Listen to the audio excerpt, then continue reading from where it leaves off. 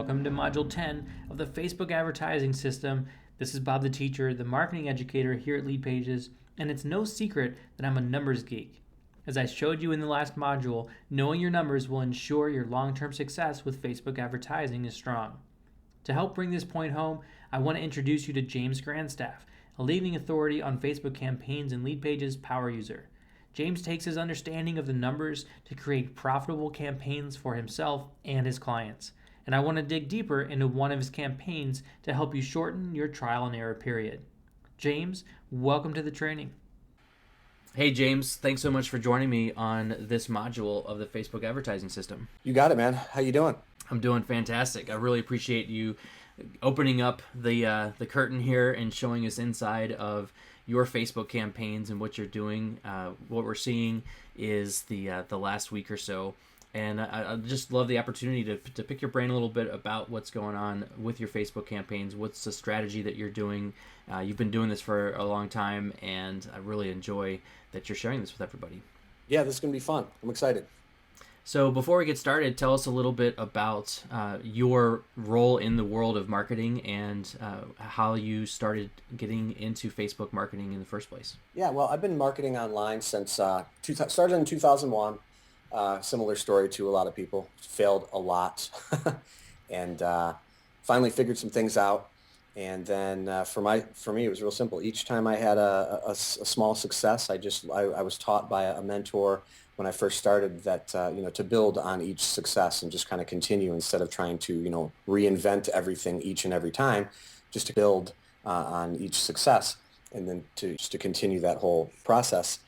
And it wasn't until recently, I'd say about 2010, is really when I started with Facebook ads. I didn't take my mentor's advice. I actually went in a completely different direction because I was doing the affiliate launches, and really I was looking, the launch model was my thing because that's what I learned first when I first came online. Once Facebook ads started to pop up, it was really about 2010 that I created a Facebook marketing product. It was a Facebook app. That's when I fell in love with the whole Facebook marketing stuff. It was like a direct response marketer's dream to be able to put an ad in front of a very tightly focused, targeted audience. So I created a funnel. It was pretty successful. And then, as you know, I hooked up with Brian Moran a couple of years ago, and he pulled me out of what I was doing to come help him with his Facebook ads. Just been doing this ever since, just helping people with Facebook ads. I love it. I love the numbers. And I know it's not for everybody, but the numbers is my thing, and I'm really enjoying everything I'm doing, helping people. Yeah, and I can't wait to geek out on these numbers with you. And you and I have known each other since 2006. When I first got started, I got to know you through a mentoring program. Being able to see your progress as you've gone from information products to software and then now to Facebook marketing, it's all tied together really tightly in what you've learned and who you've learned from. And from a lot of trial and error, a lot of practice, yes, being down and dirty in the trenches. So I really appreciate you paving the way, clearing the pathway for a lot of the folks who are watching this module today. So with that in mind, let's talk a little bit about what you're seeing in your advertising campaigns that have perhaps surprised you and what you're using as your standard beginning point with your ongoing ads. Because what I want to do with this course is to give people the opportunity to skip that learning curve as much as possible, to skip a lot of that trial and error, and start with what's working and then test out what will work further for them. Walk us through a little bit of your thought process when it comes to creating an ad set. We're not going to talk about how to create that ad set. What are you trying to do? What are you first thinking about as you decide, I'm going to make an ad about X, and it's going to be involving these elements? What are some of those elements that you want to consider? There's a few things. The first thing I want to consider, of course, is the audiences, who I am targeting. So like as you can see on the screen right here, each individual one, like you see right here, it says M is for male. So we have male power editor, we have female power editor. So the very first thing is I think about the groups that I can find and target on Facebook that would be most interested in what I'm offering. In this case, it is a information product that reveals some of the retargeting ads that I've had success with myself and with clients. So I go over here and I go, all right, well, Power Editor, if someone's using the Power Editor, that means they're using Facebook ads. They might be interested in taking a look at, some of the results that I've gotten. And that one actually worked out pretty good. This was actually one of my highest converting ones so far. And then I just kind of down the line, Amy Porterfield her audience might be interested, Frank Kern, Perry Marshall, James Wedmore, and so on. So what you're seeing me do here is organizing everything so that I want to find the winners. Okay. So instead of bulking all of these into one pool, I separate all of them into each individual ad set. And the numbers just reveal all. If you just look right here, we've had 50 conversions for the mail power editor at $2.89. Now, a conversion is a mixture of email leads and actual sales, so actual customers. But they're all different. Some of them, like 289 is really low. Then down here we have, let's see, 1175. So if you bulk all of this together, you don't really know which ones are the really good ones that are really profitable. So I always start with that. So who's the audience that I can target? The next thing that's really important is to test a headline. So I'll create, for each individual one here, we have Power Editor, male, female. I'll create 3 ads. Everything will be the same except the copy. So we're talking the headline might be different, or the text post, depending on how I feel about it. Like if I dig into here, I'll just show you this one real quick. So here's 3 ads. I've already done the testing on this one, so the headline here is not changed. All of these ads are the same in terms of the copy, the text, the images are different.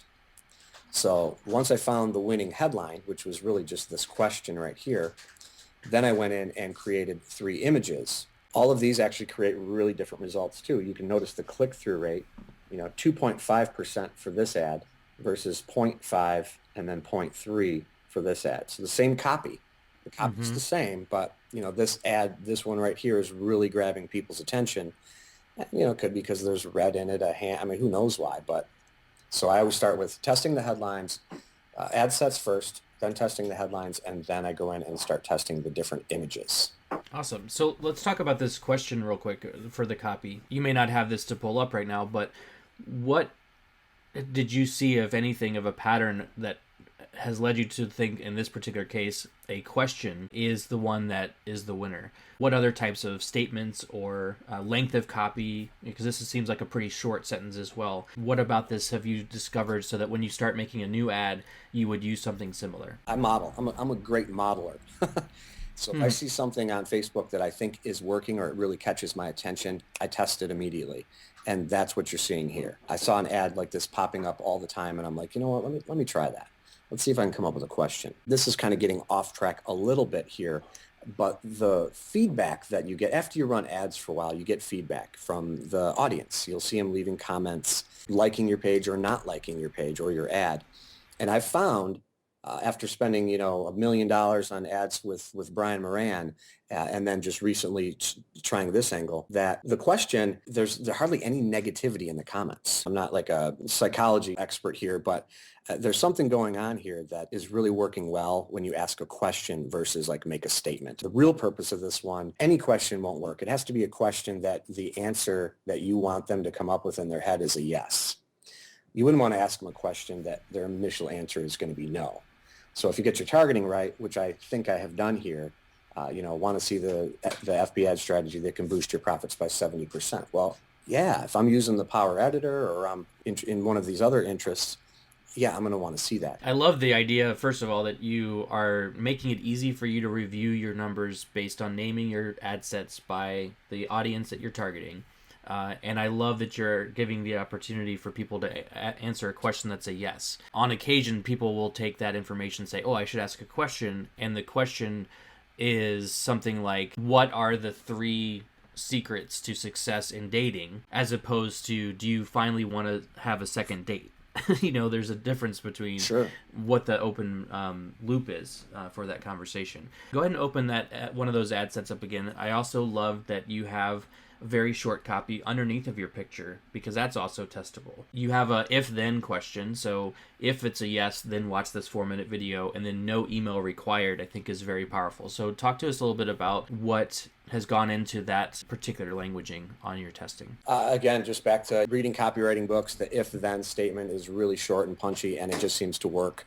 So, and again, on Facebook, people are busy. You don't have time to put a lot of copy, and it's got to just be really crystal clear. The reason I think this works so well is that if they only see the headline that says, then watch this 4-minute video, they only have part of the story. So they're going to go up and then read the post text, which asks the question. If they see the question first, then of course their eyes are going to be drawn down and they're going to read the headline. I only have numbers to back up that it's working, but I think that has a lot to do with it. One of my last questions about this particular ad set is you have 1 like and 3 comments, and obviously different types of ads you'll have perhaps 100 likes and no comments, or 100 comments and no likes. How much do you pay attention to those comments as they're coming in? Because I've seen some ads that run and they just get a massive amount of Facebook trolls that Right. both post positive and negative things or try to hijack their threads. Well, whenever I get a notification and it'll say so-and-so commented on, such and such ad, because I have so many ad sets and there's so many ads, I have to kind of track it down and chase down that ad. I'll go in there and I monitor that and either reply. If it's a troll, then of course I just delete it and, ban that person. But yeah, I definitely pay attention to that because like you said, sometimes I've seen ads run so long and there's like hundreds of comments and it's all just negative and you're wondering where the guy is that's running that ad. Cool, James. So the next question I have for you is, as you're putting these campaigns together, the next step for people after they've clicked on your ad is where do they go to? So talk to me a little bit about the different landing pages that you're using and testing out, and what are some conclusions that you're drawing? All right, so when I first created this campaign, there was a couple different pages I tested. One here, I'll just show you the first one here. This page here was a template from LeadPages, and I just like I like this particular template because I get to ask them a question, which kind of, can frame them in a way. Just gets them thinking about a question and gets them more involved. It's more of like the two-step opt-in. So I really like this page, so I wanted to test it. And so I ran traffic to this page, and then I also ran traffic to this page, which is also a LeadPages template. The difference in the two, of course, for this one, I delivered the content right off the bat. So instead of, like if we look at the copy here, you want to see the super simple Facebook ad strategy that can boost your profits. And that ties in perfectly from the ad. But in this case, I just gave the content away. And then at the end, I mentioned that I have something for sale and they can opt in to get it. So 4 minutes of content, 4 minutes of really good numbers, really proving, making my case for retargeting. And then I ask them for the opt-in to then get more information about the $10 report and to learn more about retargeting. Can you scrub to the end if you have any visual of the call to action that you had at the end of your video? Sure, right here.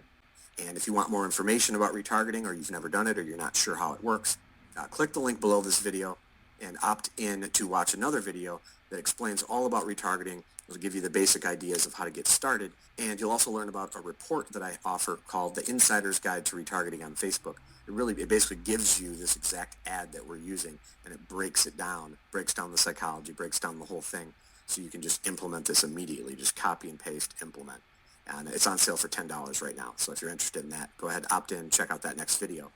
But if you already know what you're doing and you're already good with Facebook ads, absolutely immediately start implementing retargeting campaigns because there's just huge profit in it.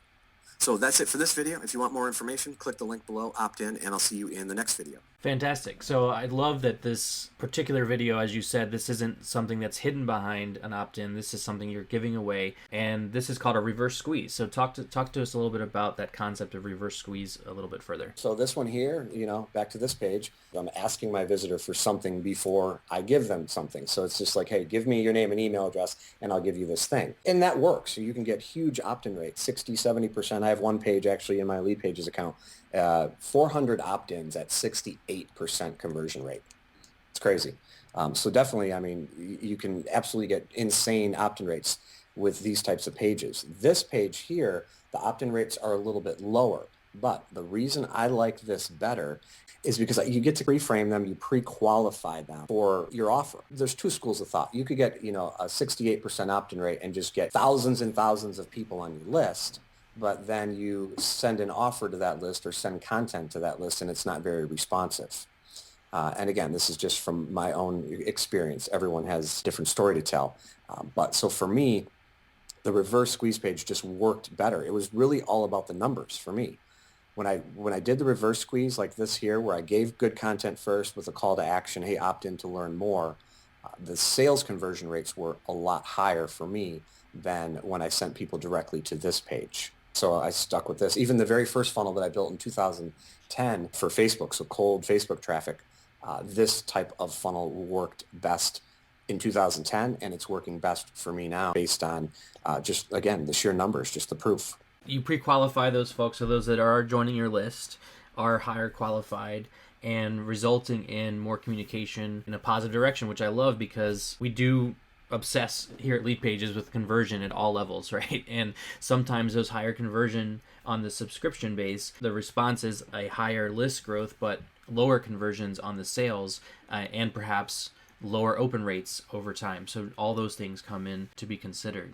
On this page, you've mentioned to me, Facebook is starting to shy away from enjoying pages like this or saying that this is an appropriate page. So what are some of the changes you're making to your landing pages as Facebook continues to modify what they want to see in landing pages from their ads? They want to see, like if we come down here, absolutely they want to see the disclaimers, privacy policy, things like that, all updated. You can't just steal privacy policies from some other website. I mean, this stuff has to be legit. Contact information, whether it be just a link that says contact and then all the contact information is on that page. They want to see a logo and just that there's some other navigation on the site. So this is my home base. This is my blog. And I've recently started testing traffic to this page right here, which is very similar to the LeadPages one, but there is at the bottom here a contact link, all the terms. I still could do a better job on this page in terms of maybe adding some text below the video here.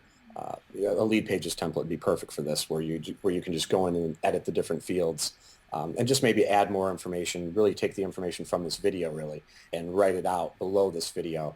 Facebook wants your visitor or their user to immediately understand what that company or what that person is all about. Let's go back. Thank you for that. That's really helpful. And I love the templates that we have that are PPC ready. Right. So, basically what you're telling me is Facebook is starting to have as strict of rules as Google and following the lead of over delivering and over showing and being transparent is what they're looking for in their landing pages. Correct.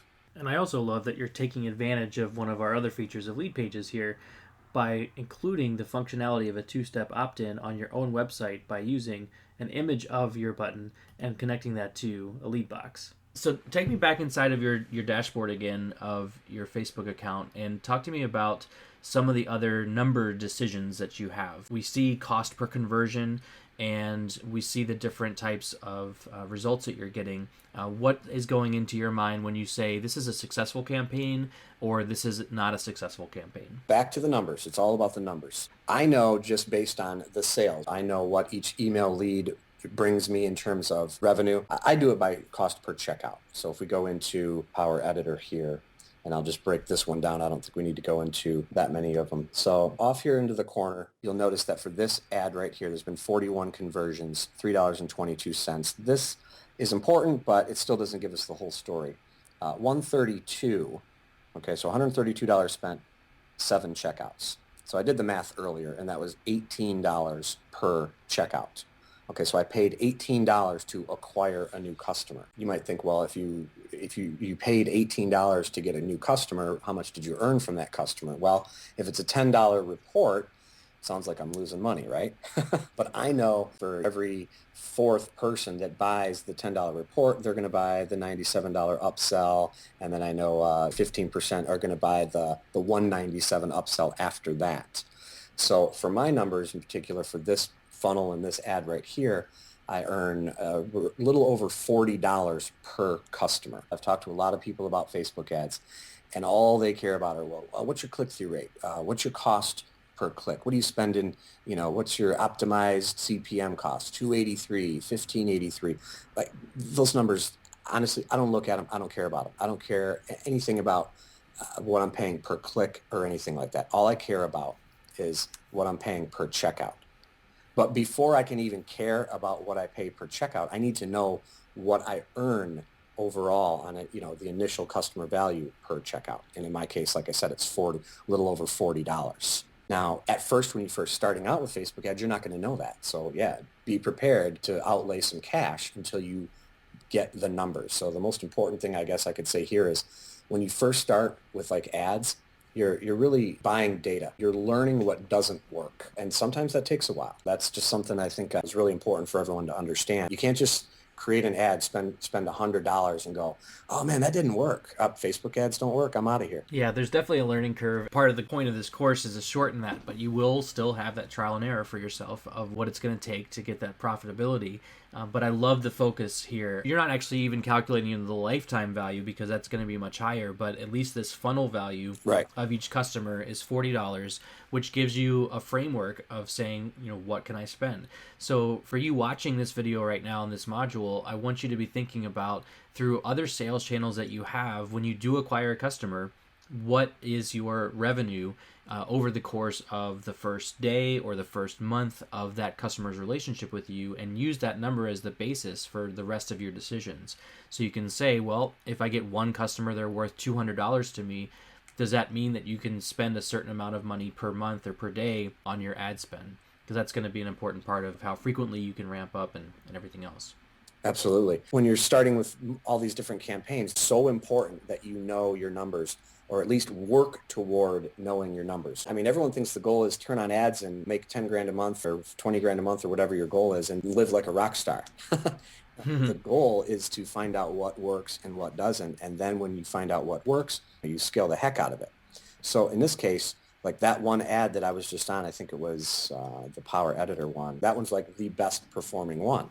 But I'll have one down here, this John Loomer Digital, paying $11.84 per conversion. Let's see. Okay, so 2 checkouts for $79. So we're like breaking even on that one. When I first started this campaign, there were sometimes what I did make in terms of profit, like if I spent $13 per checkout on a couple of them, what ended up happening is you're losing on the others. So it's like you're you know what I mean? You're breaking even. So for me, my objective is to get coaching clients. So if we go up to my blog, ultimately, I want people to come to the blog after they've purchased my product, and I send out good content for them to come here, click work with me. For me, the whole purpose of this campaign is to generate really high quality leads that I could bring on as potential clients. You have to have a back-end strategy. Talk to me a little bit about that $10 product. So you have a consulting arrangement, a coaching relationship that you ultimately want to have with your customers. Mm-hmm. Walk backwards for me for those that are having a similar scenario and they don't have a front-end product that's $10 or $50 or $100 or whatever. What did you choose as that small piece of actionable content that people will be willing to pay for that serves as a break-off point from coaching with you directly? The piece that I broke off was retargeting. Ultimately, I want to work with you one-on-one to do Facebook ads. The reason I put together a retargeting report is because once you understand it and really start to dive into it, it's the highest ROI from retargeting. I'll just give you the quick 30-second thing on retargeting. If you're already getting traffic to your website, like one of my clients is a retail, sells personalized cake pans. So he ultimately has like an e-commerce site. He was already getting tons of traffic from Google and doing a lot of revenue per year. We came in and we set up retargeting ads. That's all we did, just turned on retargeting ads. We've been able to generate 700 new customers for him. Each customer is worth $60, and we paid $5 to acquire each and every one of those 7 customers. That's awesome. So the piece that I pulled out, so the advice that we could give anyone listening to this is that's doing a similar thing with one-on-one, offer the thing that can get them the quickest result with the highest return. That's what I did. Because, I mean, we could teach Facebook ads, but there's a lot to it. But retargeting is something that's such a high ROI because people already know you, like you, and trust you. They've been exposed to your brand, so it's just the low-hanging fruit. It's an easy fix. Yeah, and it's actually a pretty easy thing to implement, which surprises a lot of people when they get into it. Right. One of the things I love about that, let's, again, translate that for you watching. I'm assuming that you're not marketing Facebook advertising on Facebook as what you're doing, but you have some other type of business that you're running.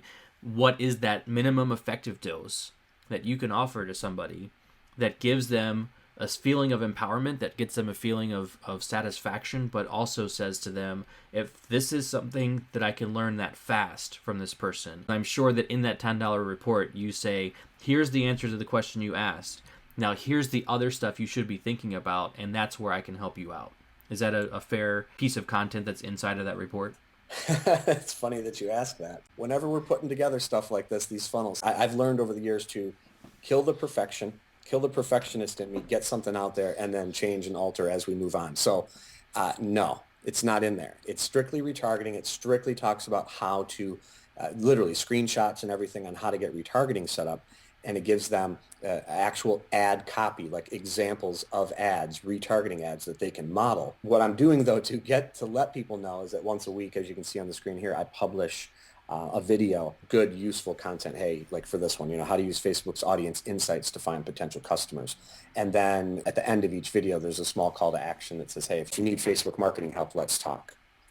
And so that's kind of what I'm doing. So it's kind of like an afterthought, but it's working great. Whether it's in the content you're selling or it's in the follow-up that you're delivering via email. And I love these blog posts because they continuously engage, and there's not a lot of them, right? Like, you're not posting something all the time necessarily, but you're posting them frequently enough, and you have it in your follow-up sequence that it brings people on a journey from first getting to know you and getting to know one answer to the retargeting question, and then continuing on other aspects of what they want to learn about. Correct. Yep. Perfect. So my next question for you, James, is about targeting. And there's all kinds of opportunities to target different things about interests and behaviors and location and all kinds of stuff. So talk to me a little bit about what is going through your mind as you're making an ad set when it comes to targeting. Okay. Yeah, sure. The behaviors is a really powerful one. I talk a little bit about one guy that I work with. He is an e-commerce site, like I said, that sells the pans, right? Personalized cake pans. So for the target, I'm going to go into mine, and then I'll just kind of talk about what I do with mine and then what I did with his as well. So under interest for this one, of course, it's Power Editor, and that's the same name as this ad set. So that's kind of how I break things down. The interest is usually the same ad set name. Then down here for behaviors, you'll see it says Facebook page admins. And there's like 11 million in this group. So my thinking was, if you're a Facebook page admin, you probably know about ads for the simple fact that, Facebook is always putting that little banner on your page, when you're logged in as admin that says, hey, promote your page or create an ad. So that was kind of my thought process behind this. Let's start with the interest of Power Editor. And there may be, like if we see over here, it says 6,400 people. Well, there might be 6,400 people in the Power Editor audience, but then when I add the behaviors of Facebook page admins, then that breaks that audience. It makes that audience even small. For Facebook ads, smaller is better. Everyone thinks, you go, yeah, I want a pool of like 20 million people. Well, not unless you have a really huge mass appeal product. That was my logic behind behaviors. But the cool thing about behaviors too, there's a lot of categories such as active credit card user. So it wouldn't hurt for anyone who's creating Facebook ads for under behaviors to select active credit card user, especially if you're selling online. That's what I did for the guy who sells the cake pans. We selected baking, and we selected above average spending. And the baking fell under the purchase behavior category. One thing I really triggered in my brain as you showed this is the Facebook page admins is a very obvious, well, of course that works for you because you're marketing Facebook advertising and consulting. But for any of you watching this video, if you're selling to any business of any kind of service or program or product or coaching or whatever, knowing that you can sort the behavior by Facebook page admin means that you're directly talking to people who are actively involved in their company's marketing, whatever their company is. So don't gloss over the fact that this Facebook page admin could apply to your business if you have a B2B kind of program or service that you offer. That's really awesome. And I love this idea of people who have credit card spending or above average spending, because like you said, if you want to sell online, which generally speaking, someone who's doing Facebook advertising is going to have the result of an online sale. That's a beautiful behavior to narrow down on so that you can just focus on people who are pre-qualified to work with you or to buy your products online. Definitely two things I wanted to share real quick, because some people may be thinking, well, where do you get these ideas? For instance, this is Power Editor. So for me, that was easy, but you might be like, well, how do I find audiences to target on Facebook? So right over here, when you log into your Ads Manager account, you'll see something called Audience Insights. Such a simple tool, but I'm embarrassed to say that it took me a while to figure it out. I select everyone on Facebook. Location, we're going to use United States. Age, we're going to use any, and then we'll do, I don't know, we'll do men, and we'll do like interest. Let's say I have a golf product. So I'm going to select golf. This is people on Facebook men 18 to whatever who like golf. Then you come over here, and this is how I use it. I come over here to page likes. And this top category here, it gives me Golf Channel, NBA on TNT. It gives me golf, PGA.com. Not always, but many times, these right here, these words that you see here, these, categories, these people, Tiger Woods, Bubba Watson, you can plug that into, just start typing that into interests when you're creating your ad. And then you'll be able to create an ad set around Tiger Woods, Rory, you'll be able to, kind of like how I have it structured. So you'll be able to create individual ad sets based on the page likes for these top categories. And then down here, this is actual Facebook pages.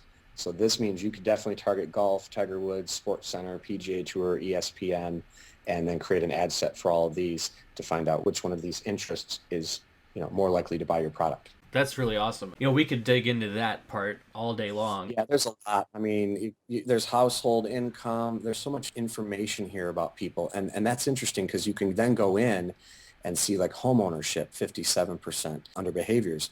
You can show ads to only to people who own a home. You can go crazy with all this stuff. You can put ads in front of people who are engaged, divorced, single. If you have a weight loss product, for instance, you can really hone in and find exactly who's willing to buy your product. And that's the key with Facebook ads. You want to find the pool of the smallest pool of people that are most likely to buy your product. If you have a mass appeal product, go ahead, shoot for females in the United States between 20 and 50, and you'll target 50 million or whatever. And that's all right. But if you're, like you said, B2B, or you're doing something a little more niche, you got to really hone in and find out by testing which of these interests are going to buy your stuff. And then you scale up the ones that convert. Can you also click on purchase real quick just to show that screen? So I think that's a really eye-opening one as well.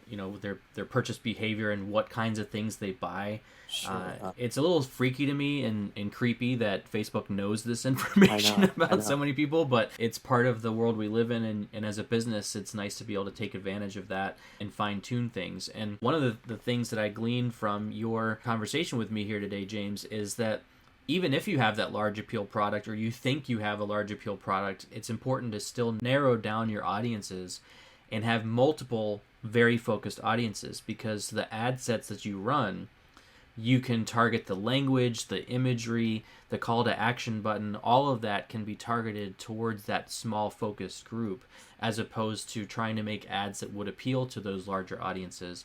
And then you just run multiple ad sets that make each individual ad appeal to that narrow group, but in combination, you really address that larger market in a very focused and profitable way.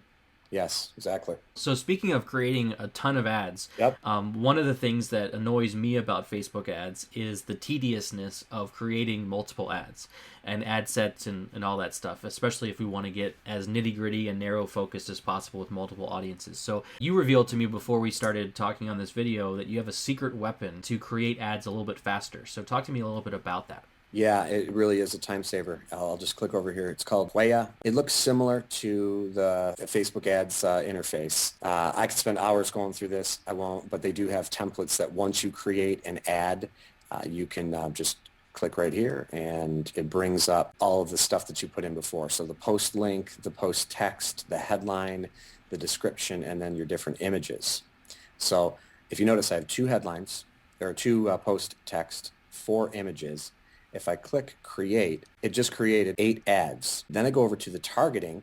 Let's go to this screen. Now this is where the time saving happens. So you can plug in all your states that you want to target, the locations, or countries, I should say. Well, heck, you could get down to state and city as well. If you click split, what'll happen is you'll notice at the very bottom here, I know it's super tiny, but it says splits into 4 segments. Those segments are an ad set. And if I just click the button now and created it, we'd have 4 ad sets, one for United States, one for United Kingdom, one for Canada and Australia. Same thing over here. I've put in all of these interests right here. If I click split, now we come down to the bottom. Now it's going to create 92 segments with probably 8 ads in each one. Purchase behaviors, same idea. You can click browse. And really, this is all pulled from Facebook. Their API is just pulling all of this information in from Facebook. So if I go to like digital activities, we have online spenders, active, We have, just endless amounts of different things for behaviors in here. So I'm just going to go ahead and click use. So now it went in and created those 92 ad sets automatically. Now I click publish ads, and you'll notice over here, I'm not going to do it, but it says generate 736 ads, each of them nicely organized in their own little ad set. You click a button, it does its magic, and then when you come back to your account, and then you'll see each ad set created, and then inside each ad set you'll have those ads. This would take you to create 93 ads. It would take you, it would take you hours to create Yeah, 90. it's like at least 5 minutes per ad, at least at a minimum, right? Yeah, and if I would have just clicked a button, 736 ads would be created in a matter of 2 minutes here. I'm done for the day. The ads are going to get uploaded. They're going to get approved. They're going to get turned on, and you're good to go. And you can even go even deeper, track settings. If you have your conversion pixels, it pulls that in so you can select conversion goal, whether it be leads and customers. Google Analytics tracking, it adds the UTM source at the end and fills in all of this information. Oh, that's cool. Yeah, it's really cool. And basic settings, again, you do the campaign name. The ad prefix here is going to be the ad set. If I typed in A, you can see there it'll say A, win, AU / smart passive income with Pat Flynn. So it puts everything in its own ad set. You set the budget for each individual ad set. Then you select whether you want to use, CPC, CPM, optimize CPM, or the Facebook pixel.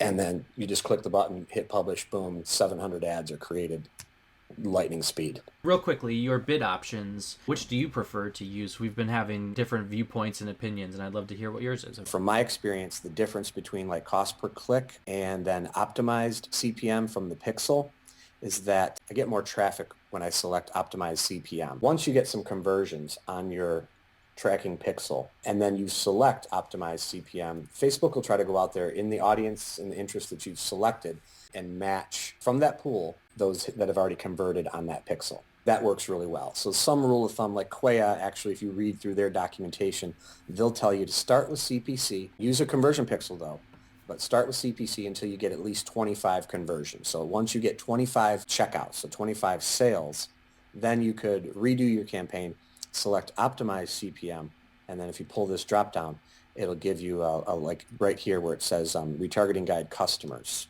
They basically have a list of people that have become a customer. And then when you put in the USD value here, are you putting that in based on your customer value or the amount of money you're willing to spend? For me, when I'm first starting a new campaign, because I have, let's say, so many different ad sets, let's just say, 30 or 40 different ad sets, I'll set the budget low because it's per ad set.